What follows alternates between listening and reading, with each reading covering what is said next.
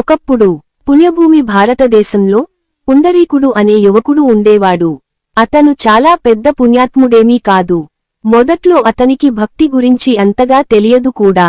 కాని అతను తల్లిదండ్రులంటే అపారమైన గౌరవం, ప్రేమ కలిగినవాడు. పుండరీకుడి తల్లిదండ్రులు వృద్ధులై కళ్ళు బాగా కనబడవు, నడవలేరు కూడా. కాని పుండరీకుడు వారిని ఎంతో శ్రద్ధగా చూసుకుంటుంటాడు. చేతితో అన్నం పెట్టి, కాళ్ళు కడిగి, పదే పదే అడిగి ఆరోగ్యం తెలుసుకుంటాడు. వారికి సేవ చేయడమే తన ధర్మంగా భావిస్తాడు.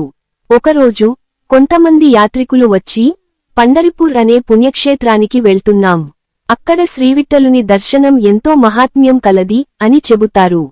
పుండరీకుడికి కూడా ఆ యాత్ర చేయాలనిపిస్తుంది. కాని వెంటనే తల్లిదండ్రుల విషయాన్ని ఆలోచిస్తాడు. చివరికి ఆయనను వదిలి ఎక్కడికీ వెళ్లకూడదని నిర్ణయించుకుంటాడు. అయినా తన ఇంటినే పుణ్యక్షేత్రంగా భావించి దేవుని సేవ చేసుకోవాలనుకుంటాడు. పుండరీకుడు తన తల్లిదండ్రులకు పాదసేవ చేస్తూ ఉండగా హఠాత్తుగా అతని ఇంటి ముందు ఓ దేవమూర్తిలా ప్రకాశించే వ్యక్తి ప్రత్యక్షమయ్యాడు. అతను ఎవరో కాదు, విఠలుడు, విఠోబా, విఠల్, శ్రీకృష్ణుడి రూపం. విఠలుడు వచ్చి, ఓ పుండరీకా, నీ భక్తిని చూసి నేనే వచ్చాను. నీ పూజ స్వీకరించేందుకు వచ్చాను. అయితే పుండరీకుడు చెప్పాడు, ఓ ప్రభూ, నాకు చాలా గౌరవం. కాని క్షమించండి, నేను ఇప్పుడు తల్లిదండ్రుల పాదసేవలో ఉన్నాను. ఇది పూర్తయ్యేంతవరకు దయచేసి మీరు కొంచెం వేచి ఉండండి. ఇలా అని దేవుడిని బయట నిల్చుండమన్నాడు. దేవుడికి ఇది చిన్నపాటి విషయానికి కాదు. కాని పుండరీకుడు తన కర్తవ్యంలో పూర్తిగా నిమగ్నమై ఉన్నాడు. తాను పాదసేవ ముగించాక బయటికి వచ్చాడు. అప్పటికే ఎక్కడ శ్రీవిట్టలుడు రెండు చేతులు నడుమున పెట్టుకొని ఓ ఇటుకపై నిలబడి ఉన్నాడు. ఆ దృశ్యం మనకు ఈరోజు కూడా కనిపిస్తోంది.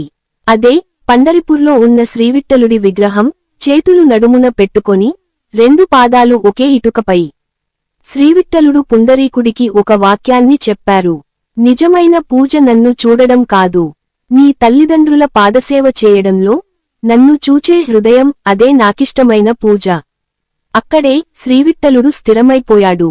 నాటి నుండి అదే పుణ్యక్షేత్రంగా మారింది. పుండరీకుడి పేరు భక్త పుండలీక గా చరిత్రలో నిలిచిపోయింది.